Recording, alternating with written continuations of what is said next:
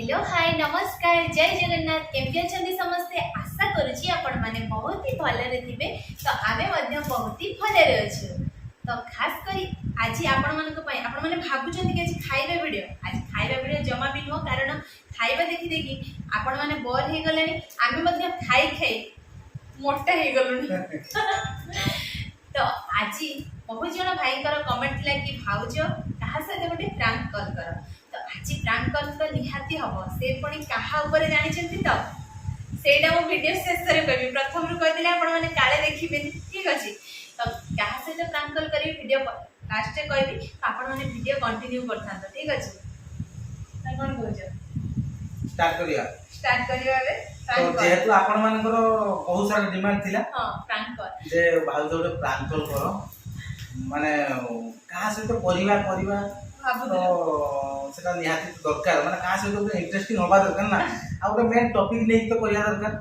तेनो सेटा एक्चुअली ताको से कहले जे एक्चुअली सत कथा कि मते मिछ कहि तो जमा आसेनी एकरे तो प्रैंक कॉल करबी केमती कोन मो भी भाबुची देखा जाऊ जा हम कॉल करिवा कथा हवा तापर जा हवा देखा जाऊ ठीक अछि तबे प्रैंक कॉल का से दवा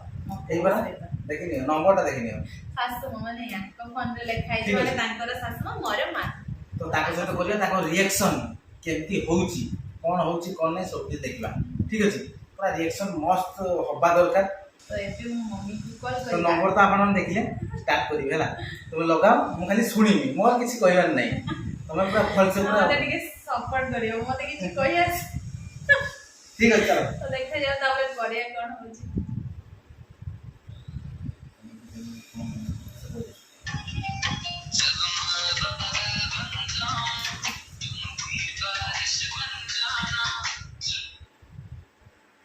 हेलो हां किस करछु हो एले बस आ भल सब हां भल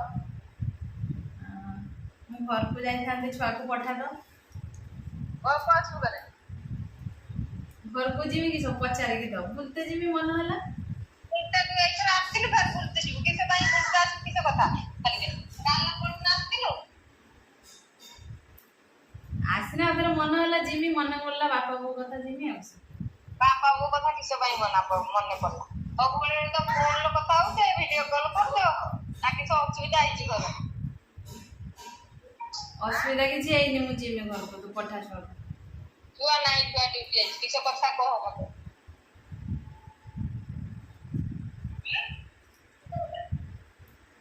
मु रही में आवटी मत नहीं जे पठा छिरा मु जीवी रोही में किसे बाई रोही में ये के देखा ले ताकि किसे कर सासु घर को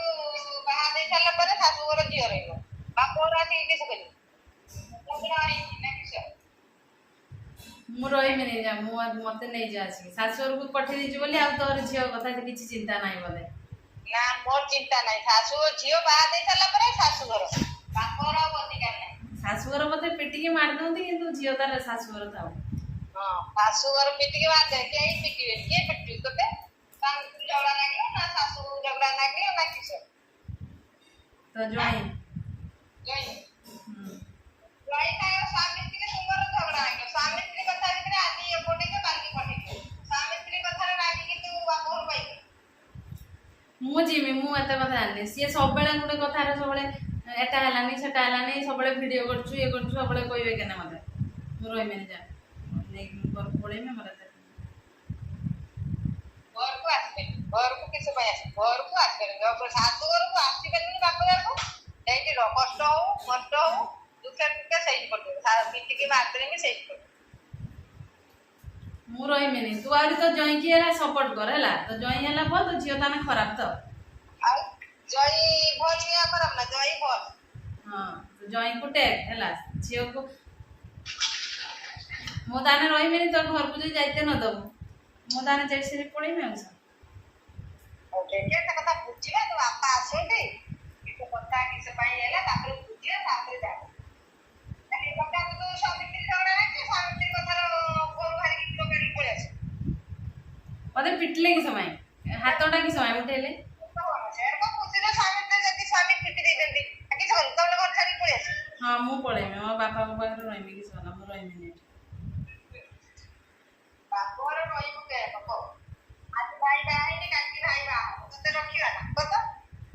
ଏ ଆମେ ଭାଇ ଭାଉଜ ଭଲ ପାଏ ଆଜି ବାପା ମା ଅଛନ୍ତି ବାପା ମା ହାତ କିଏ ଆଣିଛି କତ?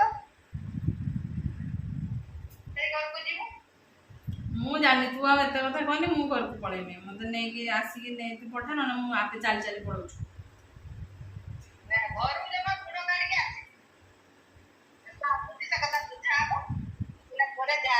ଫାଇନାଲ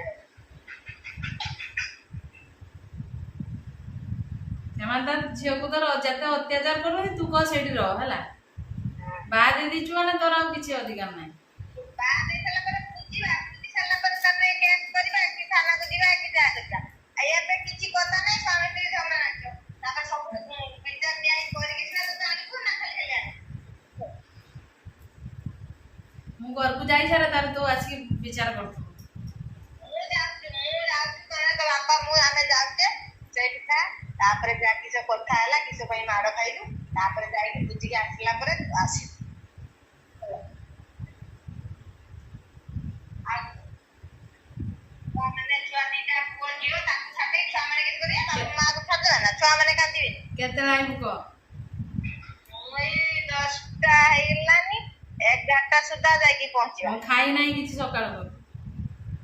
ହଉ ତ ବାପା ଆସୁଛି ମୁଁ କାହାକୁ ନେଇକି ନହେଲେ ଯାଉଛି କାହାକୁ ନେଇକି ଏବେ ଯାଉଛି କିଛି କଥା ହେଲା ବୁଝିବା ଜଇଁ ଅଛନ୍ତି ନା ଘର? ମୁଁ ଜାଣିନି ମୁଁ ଘର ଭିତରେ ବସିଛି ସେ ତାର ବାହାରେ ଥିବେ କିଏ ଜାଣିଛି। ଆଉ ଘରୁ ସମଗିରି ତ ଅଛନ୍ତି ସମଗିରି କହିବୁ ଜଇକି କେଣେ ଛାଡ଼ିବେନି ଜଇ ଖାଉଛି ଆମେ ଯାଉଛେ ତ ବାପା ମୁଁ ମିଠା ବଡ଼ ବଡ଼ ନେଇକି ଆସିବୁ ହେଲା। ମିଠା ଦେବି କିସ ପାଇଁ ତୋର ଝଗଡ଼ା ନାଗିଛ ମିଠା ଦେଲେ କିଏ ଖାଇବ କେହି ଖାଇବେନି ମିଠା ଫିଠା ମୁଁ କିଛି ନେବିନି ମୋ ଗାଁର ଗୋଟେ ଲୋକ ଡାକିକି ନେଇକି ଯିବି ଘଟଣା ତୁମର ଘଟୁଛି କିସ ପାଇଁ ମୋ ଗାଁର ଗୋଟେ ମୁଖ୍ୟ ଯିଏ ଆମ ଗାଁର ମୁଁ ତାକୁ ନେଇକି ଯିବି ଗଲେ ଯାଇକି ମିଠା କିଏ ଖାଇବ ମିଠା ନା ନା ତୁ ମିଠାଟା ନେଇକି ଆଇବୁ ହେଲା। ନା ନା ମିଠା ଫିଠା କିଛି ନେବିନି ସେମିତି ମାରା ଖାଇକି ଇଏ ହେଲାନି ମୁଁ ଯିବି ମିଠା ନେଇକି ସଜ କରିକି ମିଠା କିଣିକି ନେଇକି ଯିବି ମିଠା ଫିଠା ନେବିନି ସେମିତି। ହ୍ୟାଲୋ ହ୍ୟାଲୋ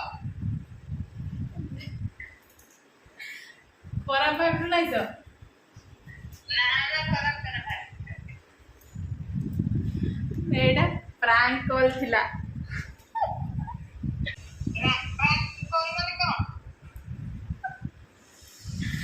ପ୍ରାଙ୍କ ମାନେ ତୋ ସହିତ ଗୋଟେ ମିଛ କହୁଥିଲି ଏମିତି ଖାଲି ଖାଲି।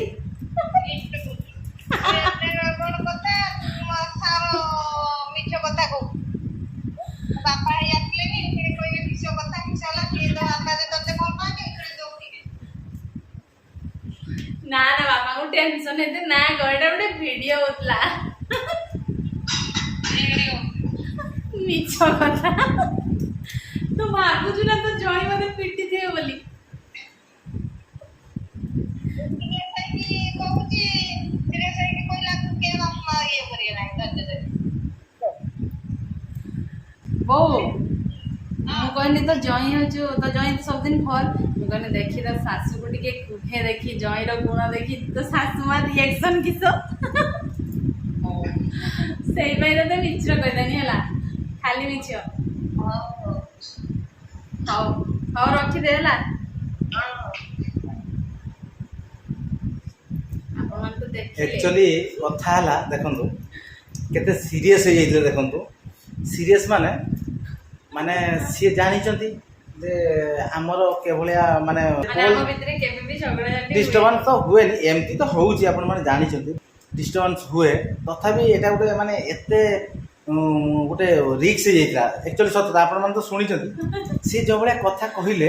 ମୁଁ ତ ବସିଛି ଏଠି ମୁଁ ଶୁଣୁଛି ତ ଆଉ ଅଧିକା ସମୟ ଯଦି ଆମେ ନେଇଥାନ୍ତୁ ତାହେଲେ ମହାଭାରତ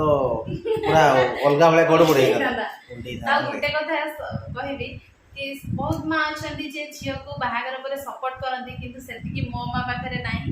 ତ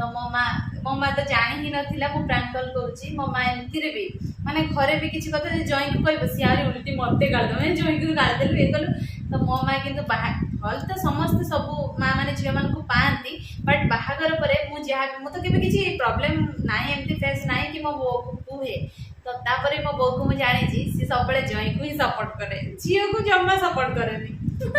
ଆକ୍ଚୁଆଲି ଜୟମାନଙ୍କୁ ମୁହଁ ବଢି ଯାଉଛି actually। ହଁ ଛାଡ଼ନ୍ତୁ ତ ଆଜିର ଭିଡ଼ିଓ ଆକ୍ଚୁଆଲି ବହୁତ ଲମ୍ବା ହେଇଗଲାଣି ନୁହଁ କି ବହୁତ ଲମ୍ବା ତ ହେଇଗଲାଣି। ଆଶା କରୁଛି ଆଜିର ଭିଡ଼ିଓ ବହୁତ ହି ଇଣ୍ଟରେଷ୍ଟିଂ ଲାଗିଥିବ ଆଉ ମୋତେ ଫାଷ୍ଟରୁ କହିଥିଲି ମିଛ କହି ଆସେନି ତ ଏତେ ବଡ଼ ମିଛ କଥା ମୋ ବୋଉକୁ କହିଛି ତ ସରି ତ ଭିଡ଼ିଓଟାକୁ ନିହାତି ବହୁତ ମାତ୍ରାରେ ସେୟାର କରନ୍ତୁ ଲାଇକ୍ କରନ୍ତୁ ଆମ ଚ୍ୟାନେଲରେ ଯେଉଁମାନେ ବି ନୂଆ ଅଛନ୍ତି ସବସ୍କ୍ରାଇବ୍ କରନ୍ତୁ। ଆଉ ଯେଉଁ ଭାଇ ମାନେ କମେଣ୍ଟରେ କହିଥିଲେ ଯେ ପ୍ରାଙ୍କ୍ କଲ୍ କରିବା ପାଇଁ ତାଙ୍କୁ ଭାଇ ଅଶେଷ ଧନ୍ୟବାଦ ଆଉ ସେ ଭିଡ଼ିଓ ଦେଖନ୍ତୁ ଆଉ ବହୁତ ମାତ୍ରାରେ ସେୟାର କରନ୍ତୁ। ହଁ ଆଉ ଚାଲନ୍ତୁ। ଆମକୁ ବହୁତ ସାରା ଭଲ ପାଇବା ଦିଅନ୍ତୁ। ଚାଲନ୍ତୁ ଆଜିର ଭିଡ଼ିଓକୁ ଆମେ ଏଇଠି ଏଣ୍ଡ କରିବା। ଦେଖା ହବ ଆଉ ଏକ ଫ୍ରେଶ୍ ଦମ୍ ଦ୍ୟାଟ୍ ଆପଣମାନଙ୍କର ଡିମାଣ୍ଡ ଯେଟା ରହିବ ତ ସେଇ ଆପଣମାନେ ହିସାବରେ ଯଦି ନେକ୍ସଟ ଆଉ ଥରେ କହିବେ ଯାହା ବି କହିବେ ଆମେ ସେୟାର କରିବୁ ଠିକ୍ ଅଛି, ତ ଚାଲନ୍ତୁ। ଆପଣମାନଙ୍କ ପାଇଁ ହିଁ ଆମେ ଠିକ୍ ଅଛି। ତ ଆଜି ପାଇଁ ବିଦାୟ ଦିଅନ୍ତୁ ରହୁଛୁ ନମସ୍କାର ବାଏ ବାଏ ଜୟ ଜଗନ୍ନାଥ।